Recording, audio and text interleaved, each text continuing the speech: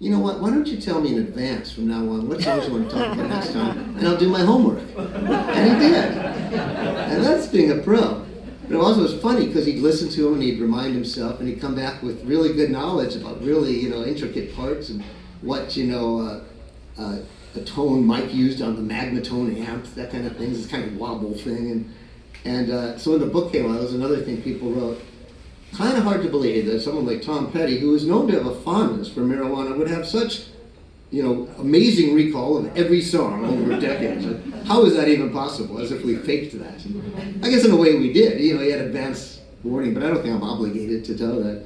But there were a couple times too, it only happened twice, where we'd spend a couple hours talking about a song, and or a chapter of his life, and he'd call me at home afterwards. And one was after he talked about being a celebrity and how hard it could be for him to be famous. He said that to him it was in a lot of ways like going to a party with your psychiatrist. Which I didn't quite get at first, but he said, it's like someone that's paying attention to everything you do. Like if you dropped your napkin, you dropped the napkin. When he said, people pay really close attention at all times. It's uncomfortable.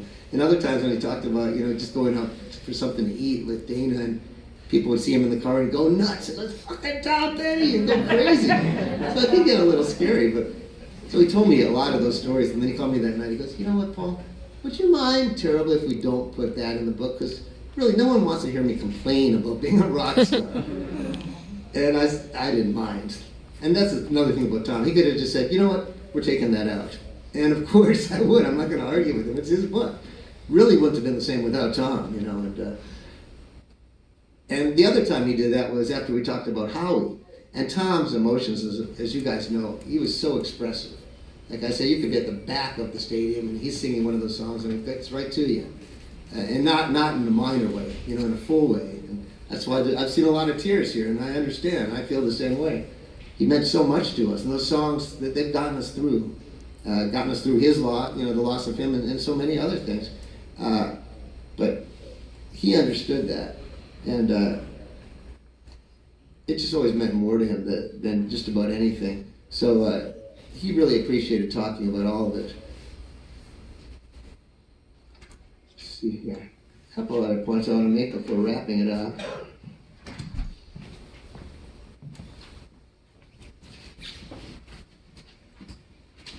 Okay. Let's see. Well, it was when he was talking about Howie.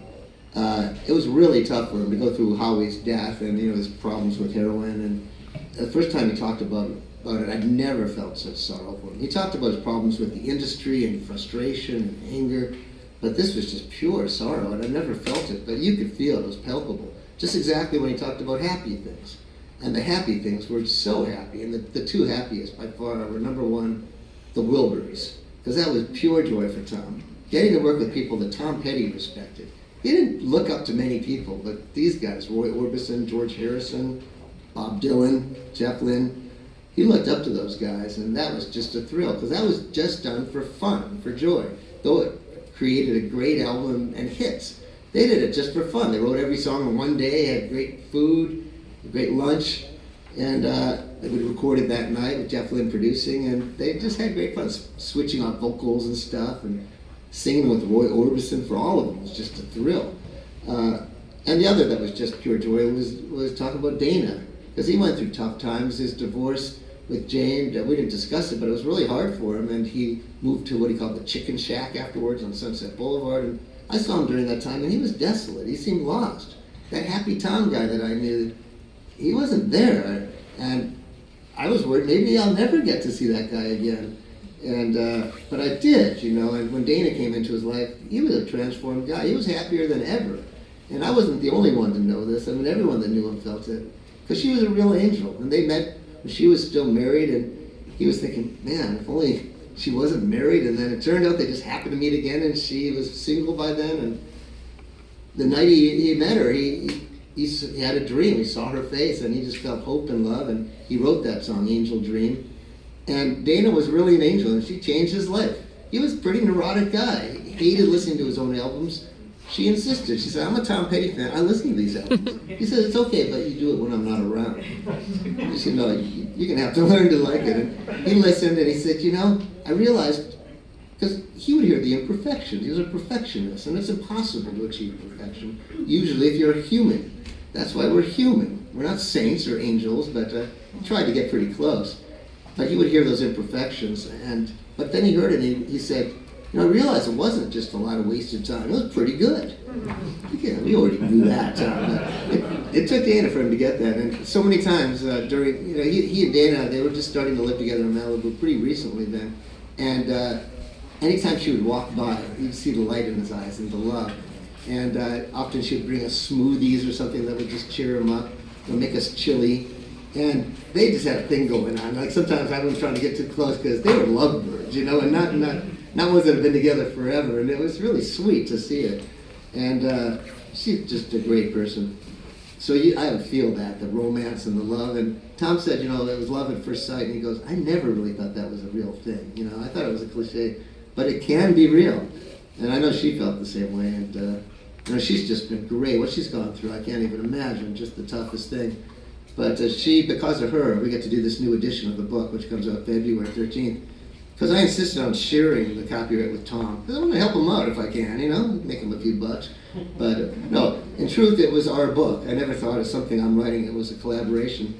So we needed Dana's okay, and she said yes. And then she came through with a wonderful thing that she wrote for the introduction. So much of which was about how much Tom loved his fans and how much this book mattered because it was about that love, and that she wanted all of you to know how much Tom cared about you, that it wasn't just about him or his art separate from you, that it was always about you and about the fans, and it always will be, the future fans. And that's why she loved the book. And she said that he liked doing the book, because after I'd leave, I was wondering, and she said he would be so happy because he was a great storyteller, and he loved telling these stories. She said, but there was that one time he came in and he was almost in tears. And I said, what's wrong? He said, I just told him all about Howie, and it was just so sad. And Dana said it was about the hardest things he went through, since she knew him. She was the one that told him when she found the news. And he said, what, all I did was tell Paul about the real dark parts and the heroin and his girlfriend at the time. And I didn't say anything good about Howie, and I just feel bad.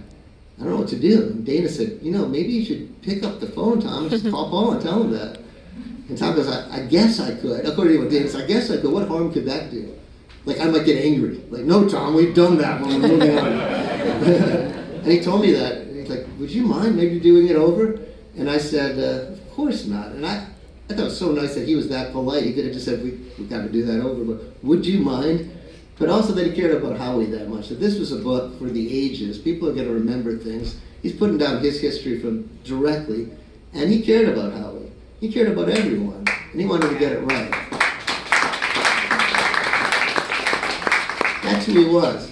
And I know for a fact a lot of these amazing miracle songwriters, not amazing people. It's not easy to be a genius in something and to relate to regular people. And it was tough for him to go after shows to meet with the crowd. Not because he was snobby, but because, as he said, I was just flying so high to come down and try to talk to someone. It was hard. But he cared, and he always gave his full. I was there at his very last show at the Hollywood Bowl, not knowing it'd be his last show ever, and I'm sure many of you were at his final 40th anniversary tour, and he did it. He finished it. 40 years, finished the tour. It was a week to that day that he started his next adventure, but he finished it. He went out on top, and that's what it was about for Tom. He never gave his last performance. I know a lot of us have thought, oh my God, it's too soon.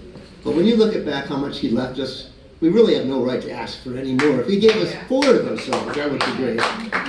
But so many and so many still to come. But I also wanted to ask him, just wrapping up, what's the trick? When you go out and play in front of 50,000 people, and you're still you, and you're relating to everyone, and you're all united by songs, and you're playing with this band, but you're in this giant, coliseum. It's enormous, those shows he was playing, and huge crews. It's bigger than a circus that they carry around town with usually no elephants on it. But he would do it, and as you guys know, he would be in the center of the thing. He wasn't distant, he was right there. That last show, I was right in the front for his final show taking pictures, and he noticed me there, And being Tom, he just came over and gave me the shot. But I was so stunned that he did that, I didn't focus. Like, I believe the shot. Like being Tom, he probably sensed that. He gave it to me like 4 more times. And when Dana saw those pictures, she said, he knew. He was doing that. And that picture from that night is in the new book that's coming out. And I'm happy to have it there. But I asked him, what's the key to it? What's the trick? How do you do that? How do you go out in front of 50,000 people and do that with such grace and joy and love and passion? And he said, the secret really, he said, first of all, I'm not sure if people even know, but some of my shows, they get downright frenzied. I think we do know that. But he said, the secret really is the most important thing, have a good time. Don't take it too seriously. You got to take it seriously enough that it happens, but don't let anything throw you. You can't be thrown by something breaking. You got to remember that all the audience is there to see you. They like you. And they all want to do is see and hear you play some songs. So if you keep it on that level and you're enjoying it, that will carry, and they'll enjoy it. But if I go up there and really enjoy myself, it's going to travel. But if I go up there and get worried because a light breaks or something bothers me, they're going to feel that in the farthest regions of the room. So you can't do that. So I always try to enjoy it, and the audience sustains me. And that is the truth. And that is the truth. The audience sustained Tom. And he sustained us. So I want to thank everyone in the beautiful town of Gainesville with Tom Petty and some of the amazing musicians came right out of this place. And I'm so happy to be here for the first time and to share it with all of you because we all share this love in a big way. And this love's going to be around forever. So thank you so much for having me. Keep the love.